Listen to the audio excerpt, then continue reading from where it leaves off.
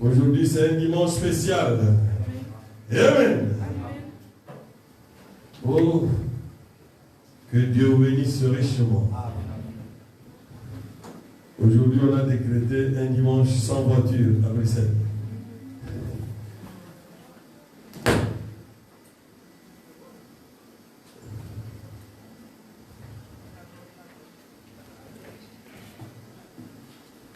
Le jeudi, c'était un jeudi spécial. On avait eu une réunion de prière ici. C'était merveilleux. Amen. Cette fois-ci, on avait fait que les gens pouvaient demander les prières individuelles et on a fait cela. Ceux qui n'avaient pas demandé, nous avons quand même prié pour vous à la fin du culte. Amen. Alors,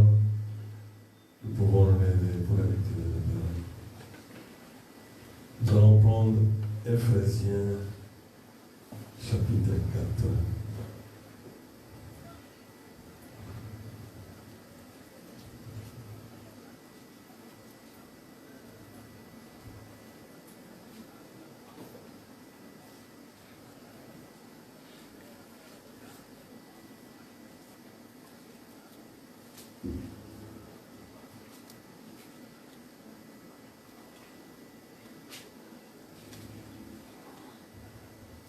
Nous lisons au nom du Seigneur Jésus-Christ.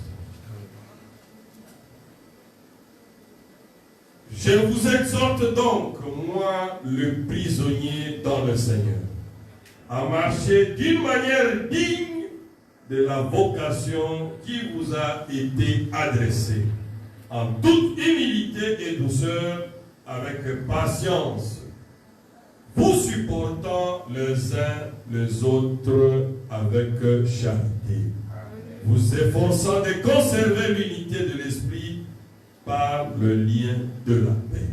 Amen. Prenons Philémon, juste le premier verset. C'est un seul livre. Paul, prisonnier de Jésus-Christ, et le frère de Timothée à Philémon, notre bien-aimé et notre compagnon d'œuvre. Si vous allez encore au verset 9, c'est toujours ça. Ces deux préférences, au nom de la charité, que je t'adresse une prière en étant ce que je suis, Paul, vieillard, et de plus maintenant prisonnier de Jésus-Christ. Amen. Prions le Seigneur. Dieu, notre Père Céleste, nous sommes vraiment dans la joie de venir encore en cet instant. Car nous voulons t'écouter nous parler, Seigneur. Le monde est arrivé au crépuscule de son pèlerinage maintenant.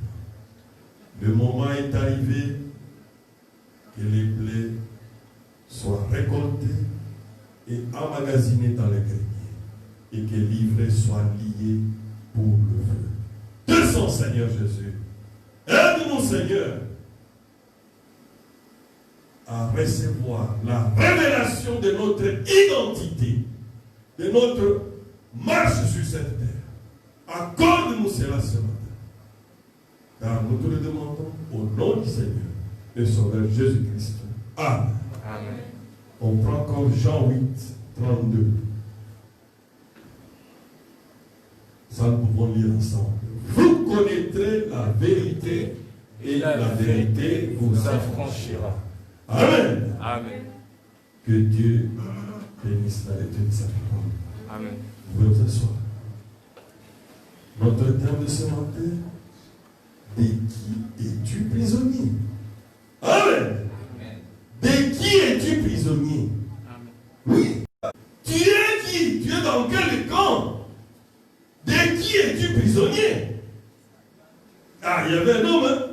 C'était où en Californie? Le prophète dit que c'était un homme sandwich. Ah, ça m'a attiré. Un homme sandwich, c'est comment? Il a pris quoi? Un écriteau, il a mis devant. Sur l'écriteau qui était devant, il a écrit: je suis le fou de Christ. Amen. Maintenant, quand il passait, tout le monde d'abord regardait. Il lisait, tout le monde disait: je suis le fou de Christ. Curieusement, dès qu'il passe, tout le monde se retourne pour lire encore l'autre écriteau qui est derrière. Oh, et l'autre écriteau c'était quoi? Et toi, tu es fou de qui? Amen. Alors qu'on lise ça, pour bien entrer dans la situation. Oh, comment cet homme pouvait vraiment avoir cette expression? Un homme sandwich. C'est que lui était au milieu de deux parents.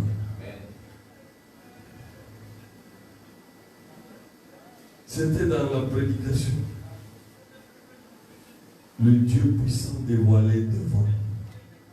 Paragraphe 8. Un jour en Californie, en me promenant dans les rues de Los Angeles, j'ai vu un homme sandwich qui portait sur la poitrine un panneau réclame et figurait cette inscription. Je suis un fou de Christ. Et tout le monde le regardait et j'ai remarqué qu'on se retournait aussi sur son passage. J'ai pensé faire comme les autres et sur son dos était écrit « Et toi, de qui es-tu le fou ?» Amen. De qui es-tu le fou? Parce qu'il y a les gens qui disent que oh, moi je suis nègre. Ça n'existe pas sur cette terre, s'il vous plaît. Enlevez cette pensée-là que vous êtes nègre. Ça n'existe pas. Même ceux qui se disent libres penseurs, parce que c'est une des religions ici en Belgique. Des gens qui s'appellent les libres penseurs. Ils pensent que lui, il est libre à penser. Ah! C'est une illusion de liberté de penser, mon frère. Parce que tu ne peux pas être ça. Nous sommes dans un monde où il y a deux pôles. Soit tu es avec Dieu, soit tu es avec le diable, monsieur. Amen. Peut-être tu l'ignores, mais aujourd'hui, Dieu est en train de te dire, il n'y a pas un libre penseur sur cette terre. Ça n'existe pas. Nous sommes dans deux attractions différentes. Soit tu es avec Dieu, soit tu n'es pas avec Dieu. C'est pour cela que cet homme l'avait compris, il avait saisi la révélation. Lui a choisi d'être qui? Le fou de Christ. Nous venons de lire Paul. Paul s'appelait qui? Le prisonnier de Jésus-Christ. Parce que lui, oh, c'est la meilleure prison qui puisse être. Parce que quand tu rejettes d'être prisonnier de Jésus-Christ, oh, l'autre là, c'est terrible. Lui, il vient sans même l'inviter. Il vient. Parce que quand tu dis que tu es libre penseur, des combats, et c'est toi qui résistes aux tentations du diable. Non. Parce que tu vis comme tout le monde. C'est difficile. Tu ne peux pas dire que tu es libre penseur et que moi je suis net. Je ne fais que ce que je veux. Non. Tu es sous l'influence de l'autre camp. Tu ne veux seulement pas reconnaître. Parce qu'il faut seulement voir ta vie. Est-ce que tu résistes quand tu es devant une tentation avec une femme ou avec un homme? Parce que pour résister à la tentation, vaincre la tentation, il faut être avec le Seigneur Jésus-Christ. Et là, tu peux vraiment dire que, ah non, je suis un vainqueur. Un chrétien, c'est un vainqueur. C'est un combattant, il est soldat. C'est pour cela que la Bible dit, c'est lui qui vaincra. C'est lui qui vaincra. Même pour être né dans cette naissance naturelle, vous savez qu'il y a eu la guerre. Le prophète me dit que la naissance naturelle est plus mystique que la naissance originale. Comment? Oui, parce qu'il sait qu'il y a 50 000 spermatozoïdes qui se bousculent pour féconder un seul œuf. 50 000. Oh! Que Dieu nous aide. C'est que les 50 000 doivent mourir pour que toi tu vives. C'est quoi? Il faut se battre. C'est pour cela. Il faut savoir comment se battre pour rester en vie. Comment se battre pour gagner. Parce que même Paul lui-même était, au début il était faible. Il a dit, oh, les bonnes choses que je veux faire, je suis incapable de les faire. Mais les mauvaises que je refuse, c'est ce qui m'amène toujours à tomber. Nous connaissons cette écriture, n'est-ce pas? Et après il a dit, je suis devenu qui? Prisonnier de Jésus-Christ. Parce que quand on devient prisonnier, on n'a plus de volonté. Vous connaissez ça? Vous perdez votre liberté. Vous perdez totalement. Un prisonnier n'a plus de liberté, n'a plus quoi décider, oh, aujourd'hui je vais manger ça. En prison là. Est-ce que c'est possible? Non. Il y a un menu imposé. Toi aussi, tu n'es pas comme tout le monde. Dieu veut te former pour que tu puisses être un coéquipier avec lui. Oh, parce que Paul, quand il a avancé avec Christ, Il a fini par dire, oh, ce n'est plus moi qui vis, c'est Christ qui vit en moi. Amen. C'est que Paul a fini par comprendre que sa volonté n'avait plus d'influence.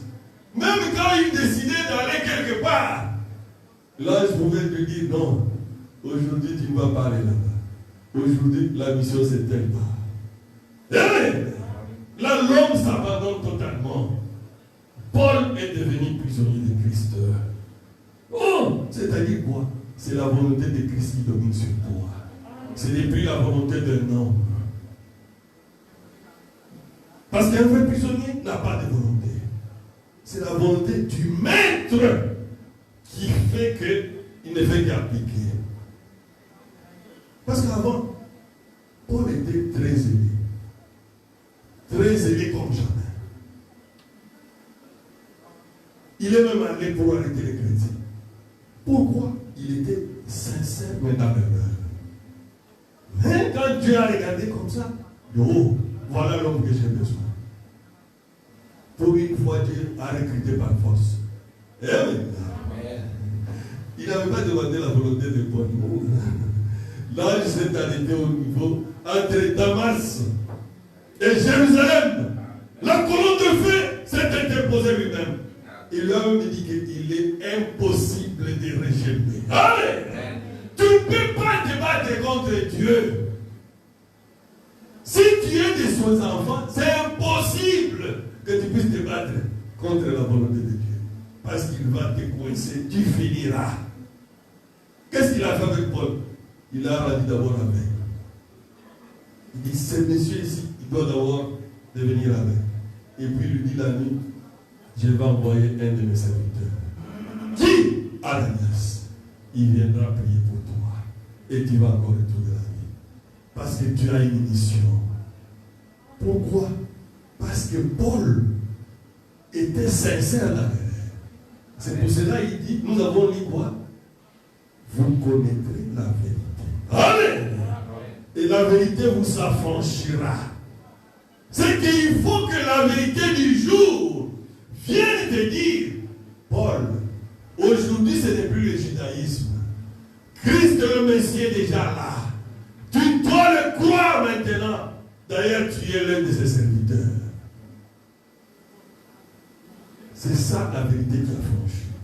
Parce qu'aujourd'hui, tout le monde a une Bible. Tout le monde a même une brochure. Tout le monde confesse croire même au message. Mais vous savez, le diable croit aussi au message maintenant. Oui. Parce que le diable croit au Seigneur Jésus-Christ. Il y tremble même. Mais il ne vit pas la parole de Dieu. Pour que toi, tu puisses devenir membre, pas seulement croire, mais tu dois accepter et vivre la parole. Vivre le message. C'est ça la vérité qui doit t'affranchir de cette mauvaise habitude, de cette pensée charnelle. Parce que nous sommes dans un monde où il y a des systèmes. Alors, si tu veux même découvrir, si tu es dans quelle prison, observe seulement les fruits. Les fruits que tu es en train de produire. Parce que les fruits manifestent dans quelle prison tu es. Tout le temps, frère. Tout le temps avec des paroles tranchantes. On n'a pas besoin de chercher. On connaît que tu es prisonnier de quelqu'un qui est méchant. Parce que celui qui est prisonnier de Christ, il a toujours la douceur dans sa vie. Il a toujours la paix avec tout le monde. Il est comme une brebis. Il écoute la voix de son maître. Amen. Un prisonnier, même dans nos prisons ici physiques, avant d'être arrêté, il était déjà prisonnier. Vous savez ça? Parce que l'État n'arrête que ce qu'il est capable de voir. C'est pas ça. Amen. Sinon, s'il devrait arrêter tous les vrais voleurs aujourd'hui, il n'y aurait pas assez de prisons pour mettre les gens. Amen. Mais on arrête ce qu'on est capable d'arrêter. Ce qu'on a surpris en flagrant délit par la police. Mais il y a combien de voleurs dont leur place devrait être en prison aujourd'hui, même quand on parle. C'est qu'avant d'aller même en prison, ils étaient déjà prisonniers du diable. C'est pour cela mon thème d'aujourd'hui. C'est quoi? De qui tu es prisonnier? Amen. De qui tu es prisonnier? De qui tu as l'influence, mon frère? De qui tu donnes plus ton temps? De qui tu es plus attiré?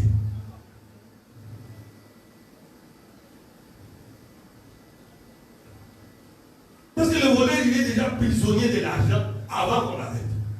Quand il regarde, il est entré. Oh, si c'est l'argent là, le portefeuille de ses frères là, sortir, entrer dans ma poche. Il est déjà volé. C'est pour cela que le Seigneur a dit, ça ne suffit plus de prendre la femme, aller avec elle à l'hôtel pour commettre l'acte. Il suffit quoi? D'avoir une pensée mauvaise. Tu es déjà coupable de ce péché-là. Alors Dieu veut nous dire aujourd'hui, quelle est l'influence qui est sur toi? De qui tu es prisonnier, mon frère? C'est pour cela que la parole est venue pour t'affranchir de cela, de cette mauvaise prison-là, qui continue à te garder dans la captivité, qui continue à te mettre dans une position rétrograde, alors que tu es un fils de Dieu. Même un meurtrier, celui qu'on a arrêté, c'est celui qui a posé l'acte et puis on est venu l'arrêter. C'est celui-là qui est en prison. Mais combien de meurtriers sont en train de circuler sur la route ici?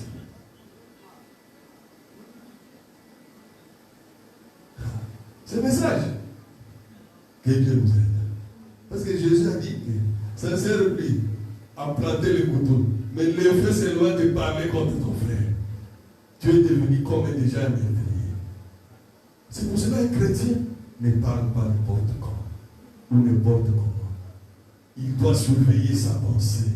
Garder sa pensée pure. Garder sa bouche pure. Parce que le diable passe toujours par le même canal. Il ne change pas de formule. Il commence par la pensée. Pour t'amener à la vie de suivre après. C'est pour cela. Parce que souvent la pensée mauvaise ne commence pas directement la pensée mauvaise, non. Elle vient comme un petit bouton. Un petit bouton de pensée mauvaise. Une petite pensée charnelle. C'est au moment qu'elle est faible là qu'il faut la chasser. Sinon, oh, ça sera difficile. Dès que ça entre en toi, ça sera difficile de la chasser. Ça va produire maintenant l'effet après. Et tu vas regretter, tu vas commencer à pleurer. Aussitôt venu, aussitôt aussi il faut la chasser. Amen. Amen.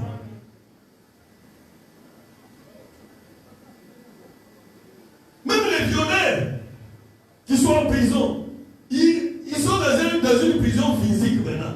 Mais avant d'entrer dans cette prison physique, ils étaient déjà des prisonniers du diable. Amen. Maintenant l'État, comme l'État est limité, il n'arrête que ceux qui sont en pleine fragrance. Mais Jésus, lui, n'est pas limité. Lui, il sait lire même ce que tu viens de penser, il n'y a pas de limite. Même ce qui t'a traversé la pensée, lui, il connaît. Oh! Et cette vérité, c'est quoi? C'est le message de l'heure qui doit nous affranchir de l'esclavagisme du péché. Vous connaîtrez la vérité et la vérité vous affranchira. Paul était sincère, mais dans l'erreur, il était aussi zélé. Il pensait, il commençait à persécuter le Dieu qu'il pensait servir. Heureusement pour lui, il était un fils de Dieu. Dieu l'a arrêté et il a eu un revirement 90 degrés directement. Le Seigneur l'a réglé et puis Ananias est venu prier pour lui. Oh! Paul a vécu une expérience qui a changé totalement sa vie. Il avait difficile parce qu'il avait déjà une réputation. Même quand il est allé prêcher les frères à Christ, Quand il est entré seulement dans l'église comme ça, tout le monde voulait fuir. Comment? Il avait une réputation. C'était quelqu'un qui arrêtait les vrais chrétiens. Mais il dit, non, ne fouillez pas. Je suis devenu l'un des vôtres. J'ai rencontré cette lumière. Je suis l'un de vous maintenant. Oh! Dieu l'a délivré de ce judaïsme là-bas. Parce que la vérité doit t'amener dans quelque chose qui va te sortir de la loi. Parce que le judaïsme était resté seulement avec la loi. C'est comme ça que beaucoup de chrétiens aujourd'hui sont devenus. Ils vont à l'église par contrainte. Il fait tout pour soigner son aspect extérieur. Vous racontez sur la route, oh frère, que Dieu te bénisse. Mais vous vous séparez, c'est bon. Lui, il passe mal. Ah, frère. Quelle pensée. Mais ici, Dieu nous dit, de qui tu es prisonnier. Tu dois maintenant toi-même comprendre de qui tu es prisonnier. Est-ce que c'est lui qui a la pensée de Christ? Père, fais ce que tu as fait là. Ce sont les Français qui disent, je t'aime. Lui te dit aussi, moi non plus. Parce qu'il sait que toi, tu n'es pas sincère. Lui au moins te dit sincèrement que moi non plus. Parce qu'il sait que quand tu as dit je t'aime là, il sait que tu mens. C'est pour cela que lui dit moi non plus. Je ne t'aime pas. Mais ça ne devrait pas être chez les chrétiens. Nous devons être sincères. S'il y a un différent entre nous, arrange avec ton frère. Arrange avec ta soeur. Et dis-lui, je n'étais pas content ça quand tu avais fait ça. Alors je te demande pardon. Moi aussi, on se demande pardon. C'est ça la vie des chrétiens. Ce n'est pas la vie là-haut. Attends, moi aussi, un jour, je vais nous rendre les comptes. Non. Un chrétien ne se venge pas. Un chrétien, c'est une vraie vie. Amen. Et puis quand Dieu l'a recruté, Paul est allé 3 ans en Arabie avec sa Bible pour vérifier est-ce que ce que j'ai fait comme expérience, c'est la vérité.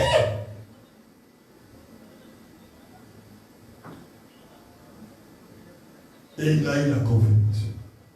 Après les 3 ans, c'est alors qu'il ira à Jérusalem, confronter ce que Dieu lui a parlé dans le désert. Et tout était mot sur mot avec les apôtres. Paul est devenu prisonnier de la chose même qu'il combattait. Oh, c'est pour cela les Sanhédrins étaient en colère contre Paul. Quand vous lisez comment les gens ont fait même, c'était comme 40 hommes qui avaient fait un feu, qui n'allaient pas manger cette journée-là, jusqu'à ce qu'ils tueraient Paul. C'est que c'était vraiment un coup que Jésus avait donné dans le camp du diable. Quand il a arraché Paul là-bas, tout le monde graissait les dents pour tuer Paul. Mais ils ont oublié une chose. Tout le monde peut grincer pour ta destruction. Non. Tu es dans les mains du plus fort. Amen. Tu es dans les mains du Dieu lui-même. Amen. Amen. Parce que si tu vas au port, tu verras une grande grue là. Si tu vas empêcher cette grue là de soulever un conteneur, tu dois être plus fort que cette grue là. C'est ça, non? Qui pouvait tuer Paul? Malgré leur vœu a été tombé caduc. Parce qu'ils avaient décidé qu'ils ne mangeraient pas jusqu'à ce qu'ils vont tuer Paul. Ah! Certainement, d'autres ont fait après, ils ont dit, c'est fini, abandonne ça. Pourquoi tu ne peux pas combattre Dieu? Amen. Paul avait encore une mission. Il devrait évangéliser le monde. Il devrait évangéliser les nations. Personne ne peut mettre sa main sur toi quand tu as encore la mission de service. Oublie cela. Tu es un fils de Dieu. N'aie pas peur de qui que ce soit. Respecte l'homme. C'est une créature de Dieu.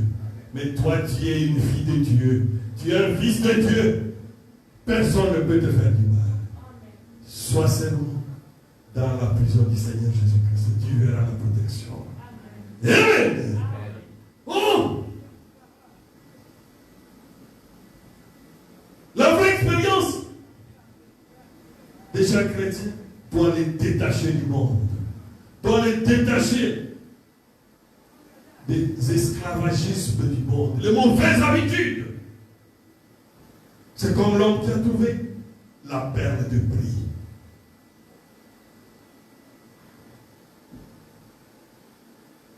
Il a chuté beaucoup de choses, mais un jour il a rencontré le plus gros diamant qu'il cherchait dans sa vie. Oh, il a dit, je dois tout vendre. Amen. Je dois me débarrasser de toutes ces choses inutiles. Et je réunis l'argent pour acquérir cette perle. Quoi? Le baptême du Saint-Esprit. Amen. Oh!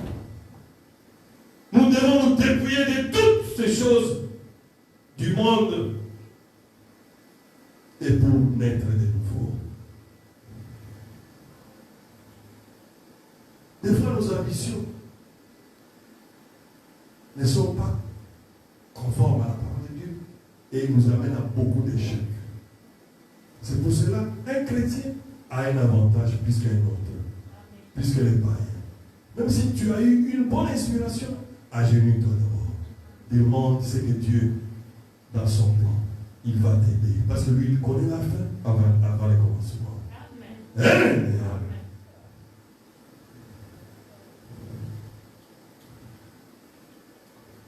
Oh, plusieurs actuellement, il préfère encore être prisonnier de son église ou de sa dénomination au lieu d'être prisonnier de Christ. Mais il y a un homme, c'était un prêtre, c'est le prophète qui a expliqué ça. C'est le frère Chikini, un ancien prêtre catholique. Lui, quand il y a eu division, où il y a eu séparation, quand Luther a quitté l'église catholique, il a commencé le mouvement qu'on appelle les protestants. Lui, maintenant, il dit, je vais reconvertir tous les protestants à devenir catholiques. Alors, vous savez ce qu'il a fait? Il a commencé chaque jour à lire la Bible. Oh! Ah, Dieu merveilleux. Quand il a commencé à lire la Bible chaque jour, il a fini comment? Lui-même à devenir protestant. Amen. Est-ce qu'on peut acclamer le Seigneur? Tu ne peux pas combattre Dieu. Parce que la vérité va finir par t'affranchir. Parce que Luther n'a prêché que la Bible. Il a commencé à lire la Bible, il a dit, oh! Et puis lui-même, au lieu de convertir les protestants, lui-même est devenu protestant. Il a commencé à convertir les catholiques à devenir protestants. Oh, c'est vraiment merveilleux d'avoir la vérité qui nous a franchis. C'est comme Moïse, quand il était encore prince d'Égypte, avec ses ambitions, il a pensé qu'il pouvait quand même faire quelque chose pour libérer son peuple. Mais il avait échoué. Parce que les ambitions de Moïse ont amené à la mort. Alors Dieu l'a laissé.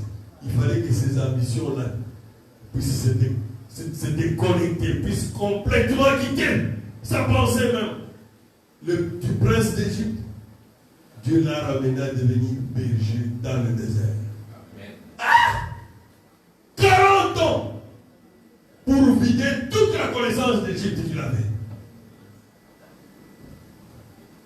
Tout ça c'était quoi? Pour dépouiller toute la formation qu'il avait. Pour qu'il lui amène maintenant devant le buisson ardent. 2 minutes ont suffi. Et Moïse n'était plus le même. Moïse est devenu quoi? Prisonnier de l'Éternel. Amen. Parce que Moïse a même refusé. Il dit, je ne peux pas aller en Égypte. Là, moi, on m'attend. C'est la peine capitale qui m'attend. Dieu même s'est fâché. Il dit d'ailleurs, maintenant c'est toi qui seras comme. Je ne connais pas parler, j'ai bégaye tout ça. Ah! Il dit, à partir de maintenant, tu seras Dieu pour Aaron et pour Pharaon. Amen. Amen. Tu ne peux pas désobéir à Dieu, c'est impossible. C'est impossible si tu es son enfant.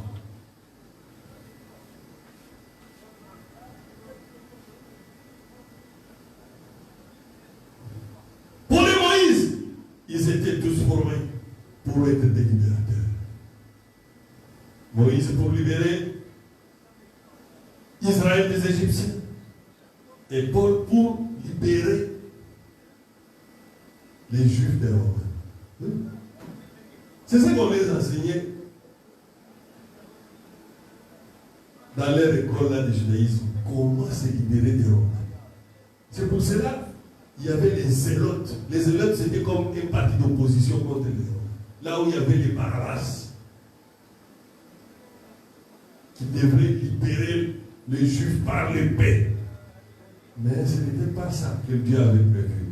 Dieu avait prévu d'abord, avant d'avoir la délivrance charnelle, il faut commencer par la délivrance spirituelle. Tu dois d'abord être libre de péché. Et quand tu es libre de péché, c'est fini. Le corps va suivre. Amen. Et les deux ont rencontré la colonne de feu. Moïse a raconté la colonne de feu dans les buissons. Et les deux ont écrit. Un a écrit l'Ancien Testament, l'autre a écrit le Nouveau Testament. Oh!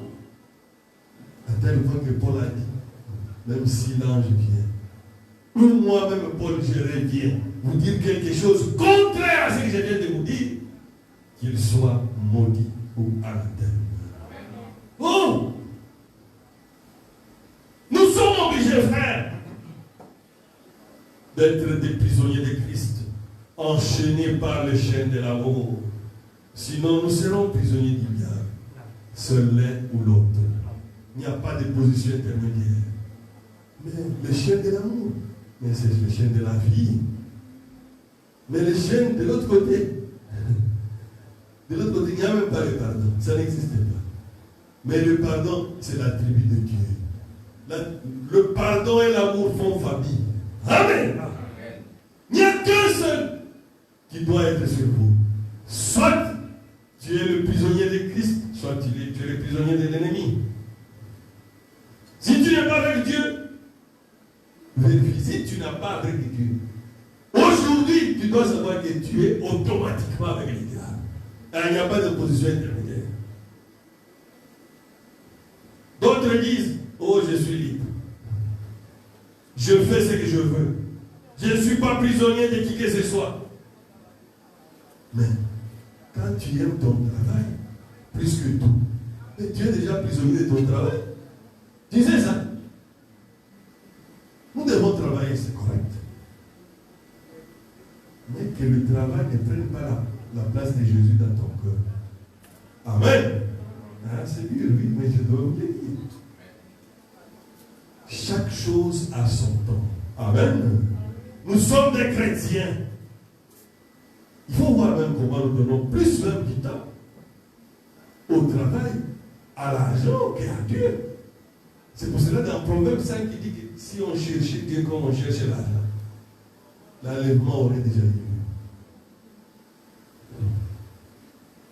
Mais les factures aussi à la maison, comment on va faire? Dieu pourvoira certainement. Amen. Sois correct au travail. Travaille correctement. Dieu va te bénir dans ce que tu lui as consacré pour le travail. Tu verras que ces factures-là ne vont pas t'embêter. Amen. Tu aimes ta femme, tes enfants, ton mari, plus que tous. Mais tu es déjà idolâtre. Tu es prisonnier de ton mari. Tu es prisonnier de ta femme. Tu es prisonnier de quoi? Même de tes enfants. Le prophète avait demandé à Méda, tu aimes qui? Moi ou bien Jésus? Mais il a dit au prophète, oh, j'aime d'abord Jésus. Amen. Toi, c'est la deuxième position. C'est ça. C'est ça. Mais il y a d'autres femmes. Elle a péché. Au lieu d'arranger avec Jésus. Oh, que Dieu ait pitié. Une bonne femme, elle est tombée. Et puis,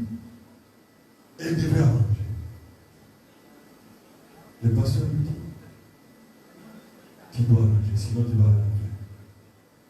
Il dit, pasteur, je préfère aller en enfer que de ne pas manger avec moi. Parce que si je lui dis ça, il va divorcer de moi.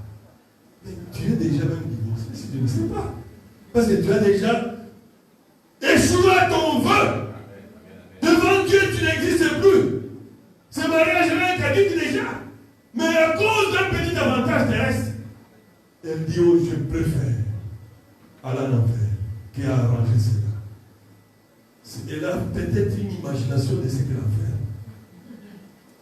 Le prophète dit, quand l'Éternel a permis qu'il puisse visiter l'enfer, même ton ennemi juré, tu ne peux pas souhaiter qu'il puisse aller en enfer. C'est que même ton ennemi juré, à qui tu penses qu'il puisse mourir le lendemain, il dit, tu ne peux pas souhaiter qu'il puisse aller en enfer. Frère, on doit faire attention.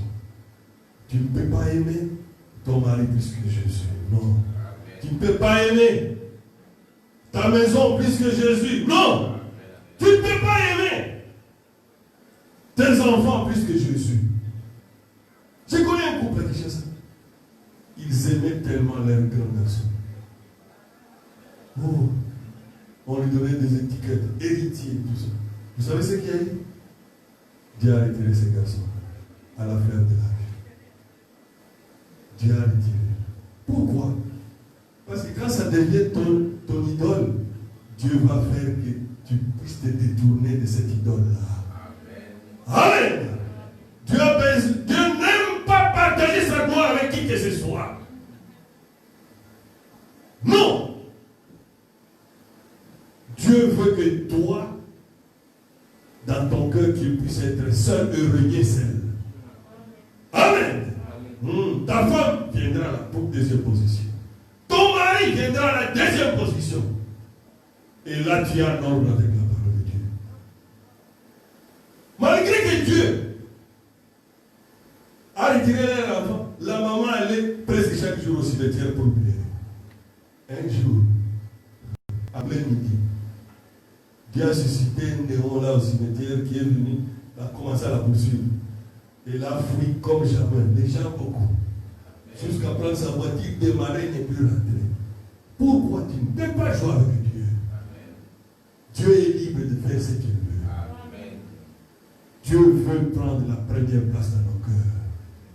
Alors, aujourd'hui, tu dois avoir les discernements de qui tu es prisonnier. Qui est-ce qui t'influence plus? Parce que la chose que tu aimes plus en premier, c'est cette chose-là qui devient ton idole. Tu aimes l'argent plus que tout. Tu deviens prisonnier de l'argent. Non. Même les gens qui vont disent que l'argent c'est quoi? C'est un bon serviteur. C'est ça, hein? Mais un mauvais maître. L'argent doit avoir une limite. Tu ne dois pas aimer l'argent à la folie. Non. Comme les gens là du monde. Quand il manque l'argent, il est prêt même à aller se jeter dans le métro. Non, pourquoi? Dieu peut aussi chercher à voir est-ce que tu l'aimes? Amen. Mais tu peux t'agenouiller. La preuve que tu manques rien, est-ce que tu es déjà mort de la faim? Tu n'as pas encore mort de la faim. À chaque instant, il pourvoit toujours de quelque chose. Nous devons lui faire confiance. Tu aimes la drogue, la cigarette, l'alcool, tu en deviens quoi? Prisonnier. Il faut voir. Les toximens, les toxicos. S'il n'a pas pris encore la dose, il est en train de trembler. Il est en train de trembler. Il est déjà prisonnier de la drogue. Que Dieu nous épargne de cela. Il faut quoi? La vérité qui doit t'affranchir. Parce que Dieu n'a pas créé un homme pour être un prisonnier de la drogue, non. Ou prisonnier de l'alcool, non. Ou du tabac, non. C'est quoi ça? Tu es dans une prison certainement. Couvert de chipons. Tu es aussi prisonnier de cela. Tu deviens prisonnier de cela. Tu aimes la politique, les casinos.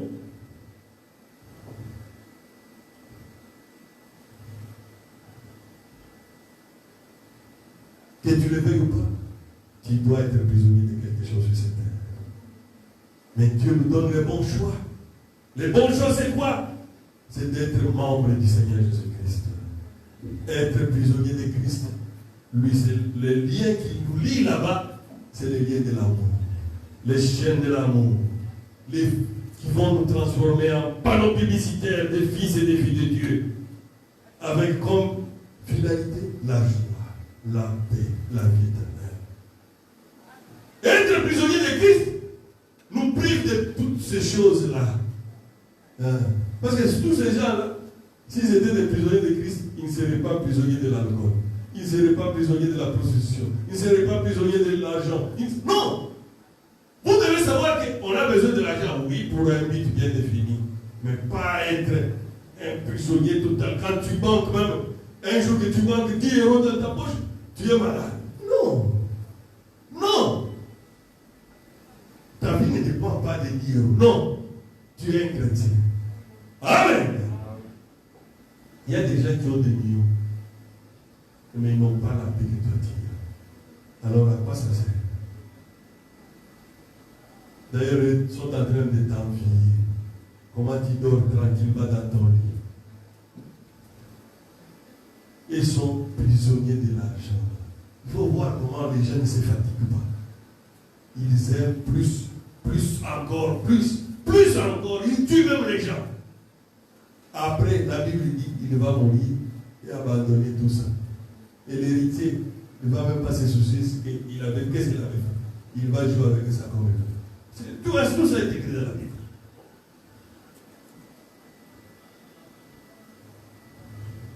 Être prisonnier de Christ nous épargne de toutes ces influences de mauvaises choses.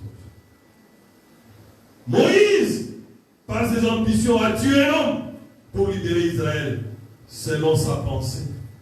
Nos pensées et ambitions charnelles sont limitées et non pas l'idée de ce que vont amener comme conséquence. Il ne pensait pas que ces Égyptiens allaient mourir. Il a peut-être seulement bousculé. C'est pour cela qu'un chrétien ne doit pas se battre. Vous savez cela? Oui. Quelqu'un vient te bousculer, tu peux te défendre, oui. Par exemple, l'arrêté, il vient te taper un bâton, oui. Mais toi, tu commences à te battre avec quelqu'un. Il y a des gens, tu le bouscules seulement, oh, il meurt. Tu deviens remetté. Tu vas en prison pour rien. Parce que la Bible dit que si on te gifle à gauche, toi aussi gifle à gauche de l'autre. Hein? Parce que comment tu veux te défendre? Laisse Christ prendre ta défense. Tu verras la vraie défense. D'ailleurs, toi, tu peux même essayer, tu peux échouer, on te tape encore comme il faut. Mais si tu laisses Christ te défendre, il est capable de te donner la victoire. Amen. Peut-être le diable a envoyé seulement un petit là, c'est lui qui a commencé. Toi, tu vas taper tous les démons gaillards qui étaient cachés là, il te tape juste avant. Oui, c'est que tu es tombé dans leur neige. Mais si tu es un chrétien, tu encaisses, ils auront difficile à avancer. Parce que Dieu va prendre position pour toi. Et quand il prend position pour toi, qui peut s'approcher de toi? Parce que tu es son prisonnier. Amen. La preuve que tout ce que nous faisons seuls, il faut voir comment nous échouons. Tu vas seul dans les mariages. C'est parce qu'il y a trop de divorces. Parce que beaucoup de gens se sont engagés seuls dans les mariages. Par envie. Seuls dans les mariages, dans les affaires. Et puis tu échoues. Moi, j'ai échoué beaucoup. Parce que ma vie professionnelle, j'étais un homme d'affaires. Tellement j'ai échoué un jour,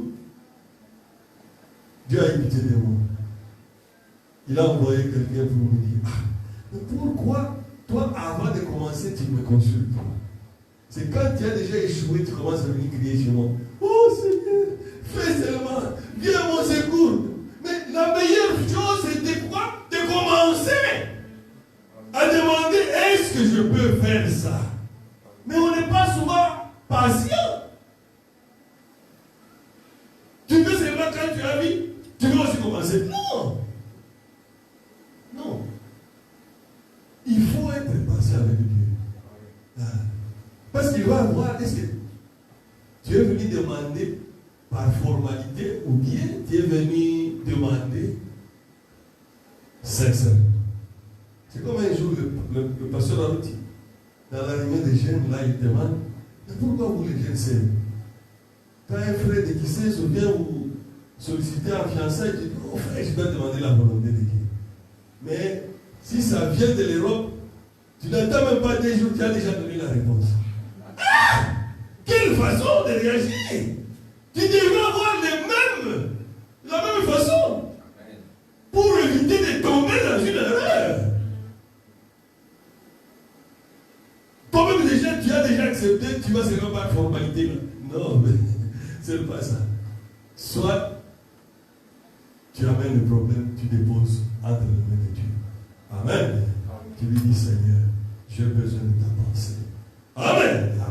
Certainement, un jour peut passer, 2 jours. S'il faut même gêner, gêne. Tu dis aujourd'hui, on ne vous dit pas de gêner pour se tuer. Non, vous pouvez par exemple prendre un jour de jeûne, c'est pas mauvais. Tu dis du matin jusqu'à 18h, je ne bois pas, je ne mange pas. Après 18h, tu peux commencer à boire. Ou manger quelque chose de léger. Mais pendant cette journée-là, tu pries sincèrement. Tu dis à Dieu, j'ai besoin de ta volonté, papa. Je n'ai pas besoin de toujours faire une erreur chaque jour. Non. Quand tu es sincère, il va te dire la chose. Il va te montrer quelque chose qui va te rassurer que voilà, va de l'avant. Ou bien ne va pas. Voilà ce que nous avons comme avantage. Étant des fils et des filles de Dieu. L'avantage d'être prisonnier de Jésus-Christ, il assure notre protection. Sans faille. Parce que nous-mêmes, là, on dort même. Quelqu'un va prendre le fétiche pour sa protection. Mais ton fétiche, là, c'est quoi? C'est rien du tout. Il y a un qui dort. La sentinelle lui-même, c'est le Seigneur Jésus-Christ. Son œil ne dort pas. Il est éternel. Il n'a pas besoin de dormir pour se reposer comme nous. Non. Lui, il est Dieu. Il est différent de nous. Amen. Lui assure notre protection sans faille. Il nous guide et nous envoie que là où il sait que nous allons réussir. Car lui connaît la fin avant le commencement. Mais dans l'autre prison de l'ennemi, la Bible dit qu'il est quoi? Un vautour. Le vautour, c'est l'unique oiseau. Quand il a fait tellement, il commence à manger ses enfants. C'est ça l'exemple. Il mange ses propres enfants. C'est un vautour qui dévore la chair de ses propres enfants.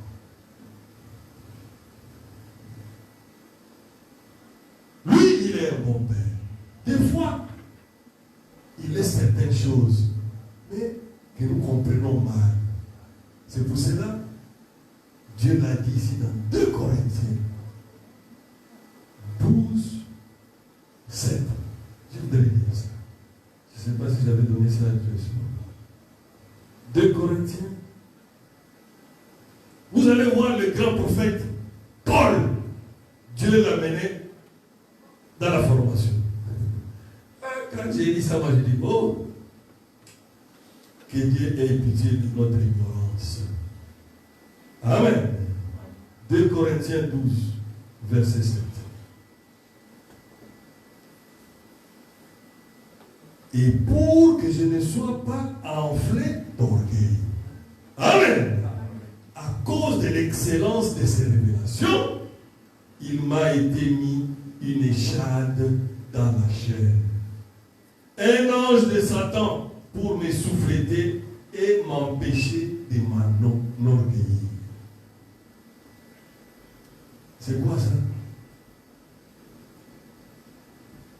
Le prophète dit que Dieu a fait que Paul, malgré qu'il avait retrouvé la vue, il pouvait voir, se promener, mais la vue n'était plus revenue nette de ses yeux.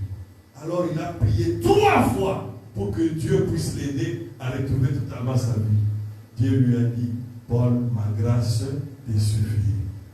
Et puis il lui dit ici que Dieu savait que si il laisse la vie, l'orgueil va continuer à monter dans la vie de Paul.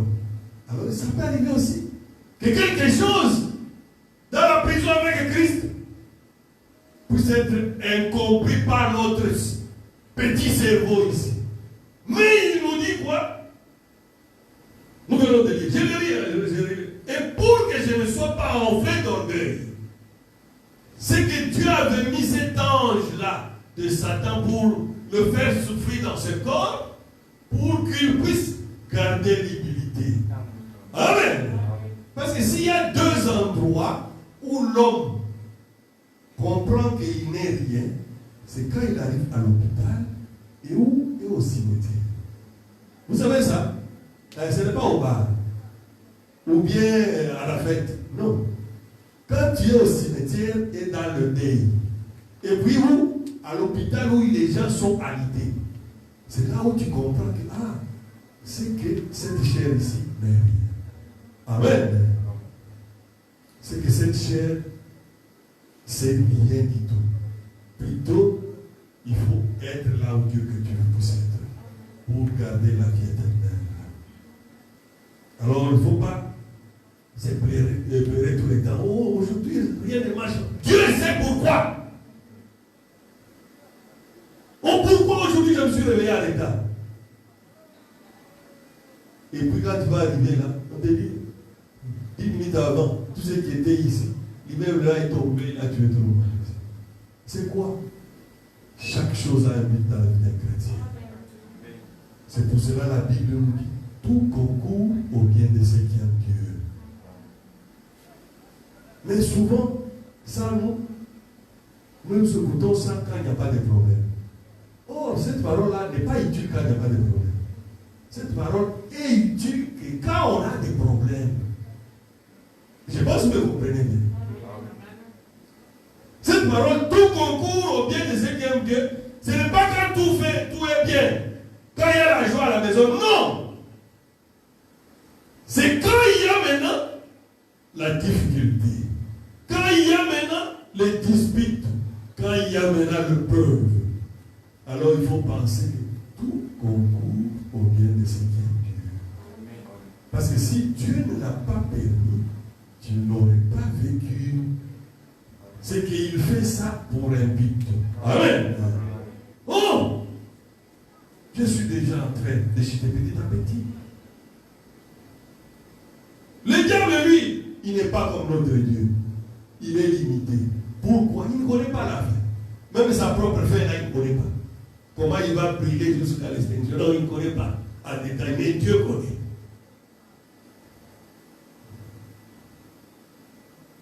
Ce qui compte pour Dieu est que tu prospères selon le plan. Amen. Selon son plan à lui. Pas selon nos ambitions. Non. Car souvent, des fois, nos ambitions sont toujours en majorité charnelles, accompagné d'orgueil et de mauvaises choses. Il n'y a pas meilleure chose d'être prisonnier de Christ. Amen. Il est un bon Père. Il connaît tout. La fin même avant le commencement. Alors dans la prison de l'ennemi, c'est terrible. La prison du diable. Vous savez d'abord le premier proverbe qu'ils ont. Quand il y a quelque chose où il y a un problème, il crie quoi? Sauve qui peut. Est-ce que c'est normal? Hein? Quand on crie la sauve qui peut, c'est-à-dire c'est lui qui ne peut pas. Est-ce que vous êtes avec moi? Dans le cas du diable, on crie sauve qui peut. C'est que c'est lui qui ne peut pas, mais c'est la part. sauvé. Ah, c'est ça l'air de vie, sauve qui paye. La charité bien ordonnée. Il y a même des frères qui disent ça. Ça, c'est le verset biblique. La charité bien ordonnée, commence par soi-même. C'est quel verset, frère? Ça, ce n'est pas un verset biblique. Le verset biblique, c'est vivre pour les autres. Amen. C'est ça la parole de Dieu. Vivre pour les autres. Mais qu'est-ce que nous voyons souvent? Oh, dans le cas de l'ennemi, l'autre thème, c'est que de qui tu es prisonnier. Parce que si tu es prisonnier de l'ennemi, dans ce cas-là, c'est quoi? Sauve qui paie. C'est leur première devise. C'est que chacun se débrouille. Non. Nous sommes des brebis. Les brebis ne se débrouillent pas. Les brebis regardent le berger. Amen. Parce que c'est le berger qui connaît les chemins. Dans la prison du Seigneur Jésus-Christ, si tu es prisonnier de Christ, quand la situation devient difficile, ce n'est pas sauve qui paie. Il faut regarder à Christ. Amen. Quand lui dira, déplaçons, arrête. Prenez la gauche, on prend gauche. Droite, droite.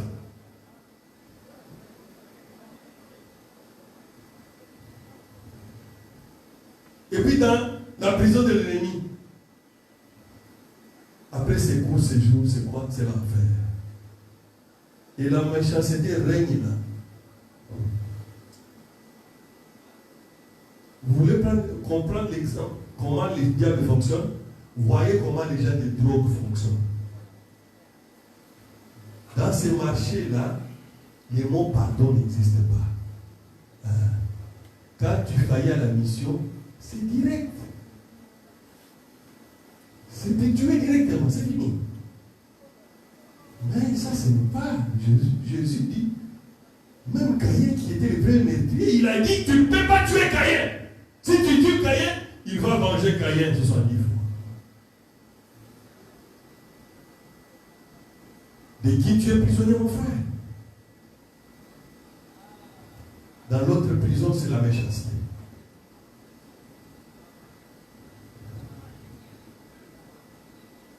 Avec comme finalité la mort et les souffrances.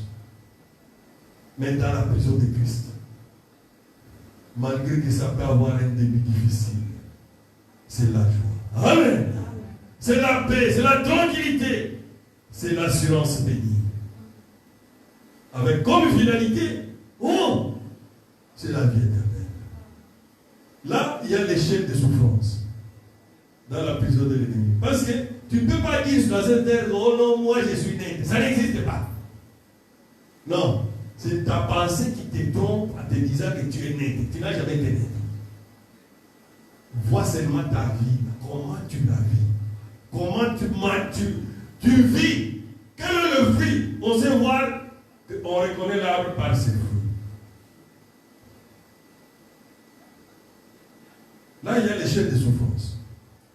Mais dans la prison du Seigneur Jésus-Christ, ce sont les chaînes de l'amour. Amen. Un jour, un jeune homme, né dans la volonté parfaite de Dieu, pour un but bien défini, pour écraser les Philistins. Au lieu d'aimer la parole, il a aimé la prison de Délila. Oh, c'était terrible. C'était qui? Samson. Samson s'est fait prisonnier de Délila. Samson a commis les pires erreurs encore. Pas seulement prisonnier de Délila, il a vendu même son droit d'aînesse. Il a communiqué le secret à l'ennemi.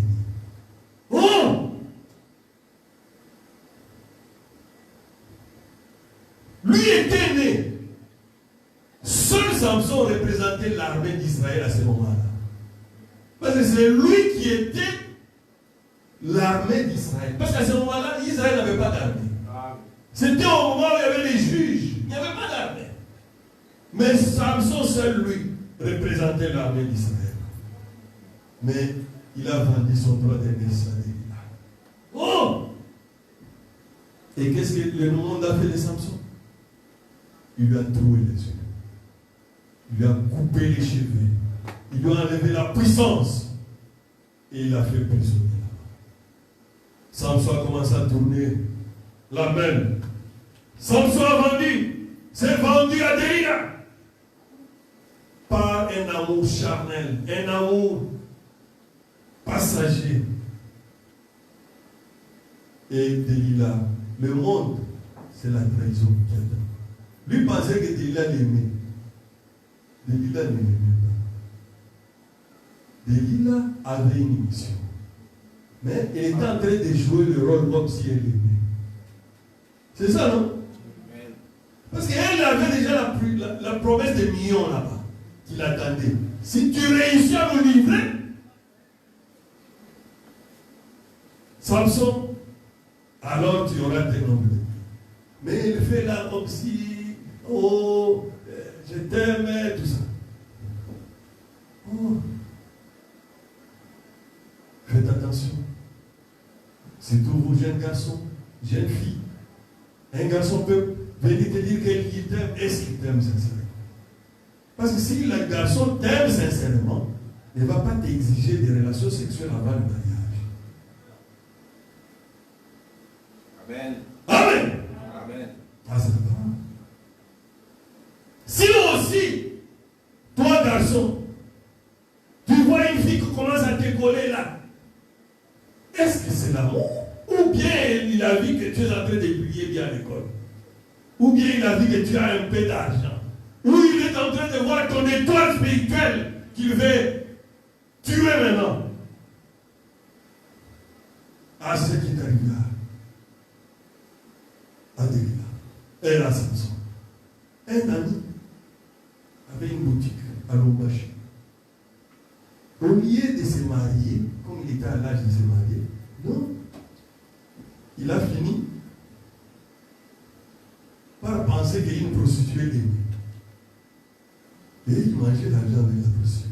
Après un jour, l'argent commençait à finir. Un jour, on est avec lui là, il voit la prostituée passer là. Il l'appelle. Oh! Par exemple, je vais prendre Annie! La femme là, elle fait sa maison. Annie! Oh! Il va maintenant, il la touche là. Et la femme, oh, monsieur, qu'est-ce qu'il y a? Tu as écouté seulement, on m'a appelé, tu as bloqué mon nom, maintenant tu passes là, tu commences à m'appeler. Est-ce qu'on s'est connu? Oh. Elle a dit là, oh, je vais la taper. Oh, tu vas la taper. Elle a dit qu'elle ne te connaît pas. Parce qu'elle a réussi sa mission. Elle a réussi à épuiser tout ton argent. Et puis elle te dit, elle ne te connaît pas. C'est quoi? Il a vendu son droit d'aînesse. Et c'est ce qui était arrivé à Samson. Mais Samson, il était né sous la promesse. Sa mère était au champ. L'ange de l'Éternel était descendu pour donner la promesse de la naissance de Samson. Samson n'a pas écouté les conseils de la parole. Samson est allé s'est donné cadeau en prison. J'ai dit là. C'est que l'armée philistine était incapable, avec 1000 hommes, d'arrêter Samson. Ils ont de qui tu es prisonnier. Qu'est-ce qui t'attire? De qui tu es prisonnier, s'il te plaît?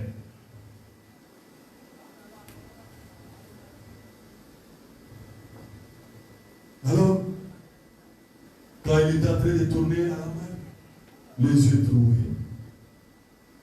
Samson a reconnu ses erreurs.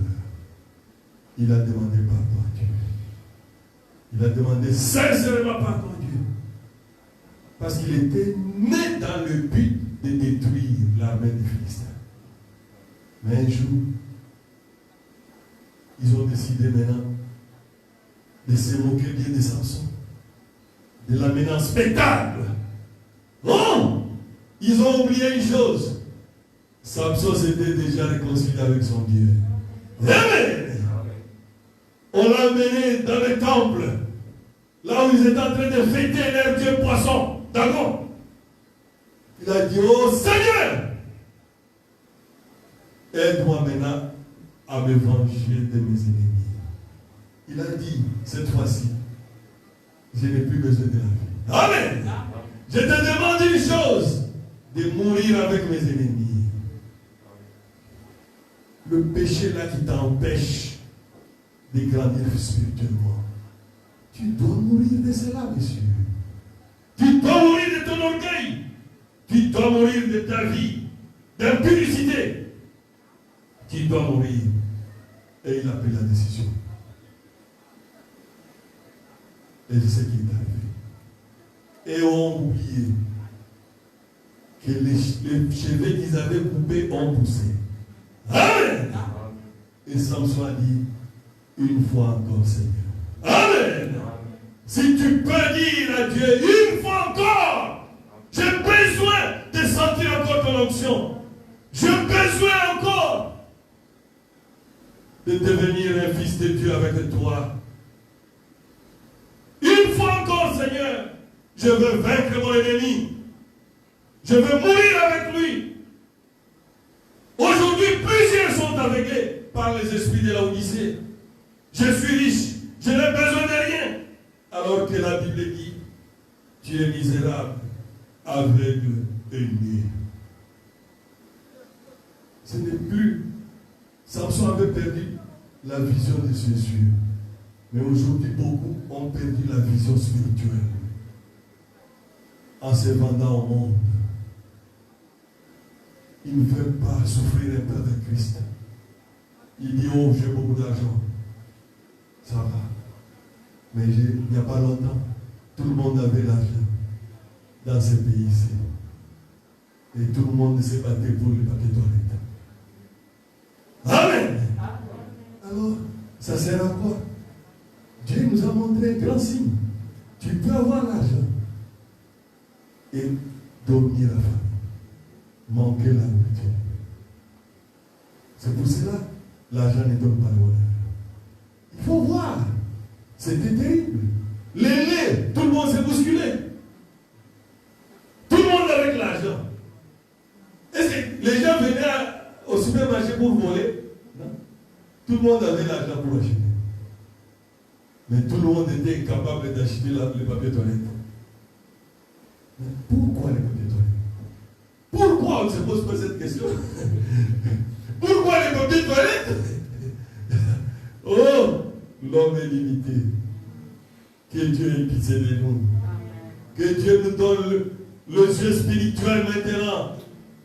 Depuis que nous puissions nous repentir, demander comme Samson a dit, une fois encore, Seigneur, cette fois-ci, je ne ferai plus de bêtises. Je vais vaincre l'ennemi.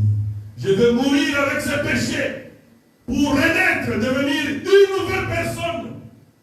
Parce que tu ne peux pas dire que tu es chrétien, mais tu n'as pas encore mort aux choses du monde. Tu n'es pas encore mort à la vie de péché. Tu dois mourir. C'est ce qu'il y a eu avec Samson. Et la Bible dit, ces jours-là, il a tué plus que tout ce qu'il avait tué pendant toute sa vie. Est-ce que Dieu avait échoué? Non, messieurs. Dieu n'avait pas échoué. Parce que Dieu ne peut pas échouer. Amen. Il était né pour détruire l'armée philistin. Toi aussi, tu es né pour détruire le diable. Tu es un soldat de Christ. Le temps de rester dans la même situation est terminé. Ne regarde pas à ce que Delilah est en train de te faire dompter. Non. Il a une autre mission. Sa mission, c'est de détruire ta vie. Parce que quand elle a seulement réussi la mission, elle est allée embaucher les millions. Oh, vous connaissez les films. Amen.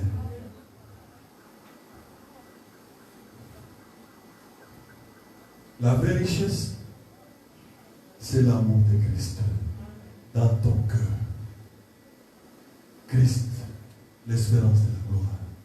Pour se libérer de la prison du monde, nous devons mourir avec l'ennemi comme Samson.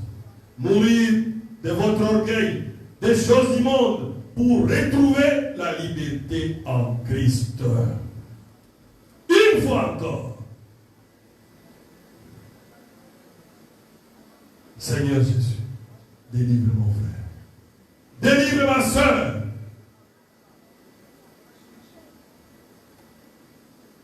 De cette prison de Delilah, du monde, pour retrouver la communion avec toi, notre Dieu. Si tu avais redonné la force à Samson, tu es aussi capable de redonner la force à chacun de nous. Amen. Amen. Pour vaincre l'ennemi, Dieu est capable certainement. De qui tu es prisonnier? Si Dieu peut nous aider à discerner quelle est l'influence que nous avons sur nous, ça sera une bonne chose. Je vais lire une fois encore, paragraphe 46. Prêché le 4 août 1963.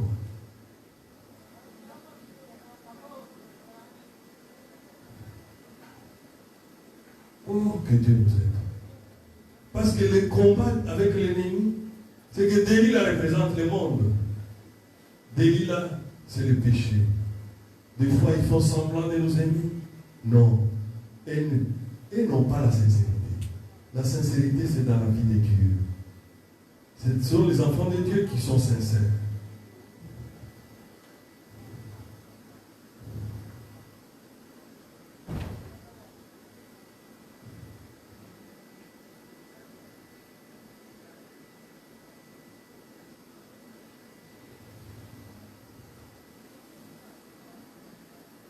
On lit d'abord Francis.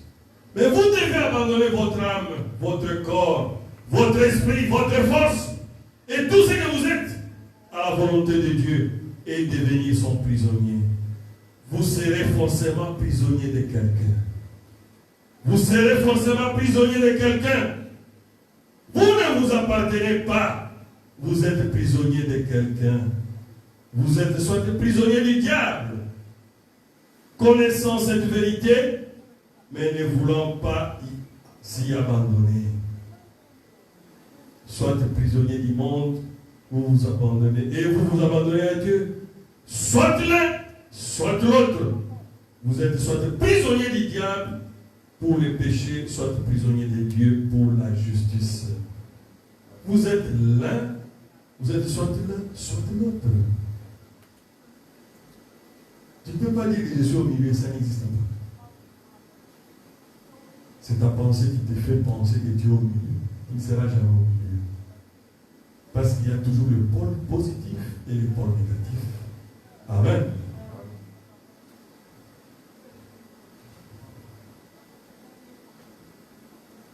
Et puis, pour terminer, une fois encore, ça c'est Samson. L'armée de l'Éternel, lui-même, à lui seul. Samson a fait le genre de prière qu'il fallait. Seigneur, que je meure avec cet ennemi. Oh là là! Voilà. Vous ne voulez pas mourir de votre orgueil? Vous ne voulez pas mourir aux choses du monde? Maintenant, souvenez-vous en disant ceci. Je m'adresse littéralement à des milliers de personnes dans le monde entier. Voyez, je ne m'adresse pas seulement à vous ici, à Chicago. Je m'adresse au monde entier. Vous ne voulez pas mourir, mais c'est le seul moyen qu'un réveil soit possible. Amen. Amen. Vous, Samson aveuglé, ne voyez-vous pas que cette Delilah vous a aveuglé les yeux? Le seul moyen pour vous de ramener la force à l'église, c'est de mourir à l'ennemi qui vous a fait entrer dans cette mondanité. Samson a dit que je meurs avec cet ennemi. Que Dieu vous bénisse.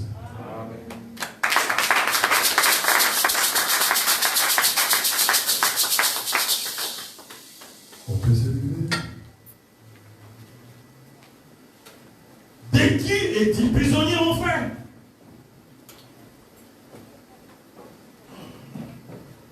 Qu'est-ce qui prend ta première place? Qu'est-ce qui te préoccupe autant sur cette terre? Ça risque d'être ton idole, ça risque d'être ton maître qui va t'amener dans la prison.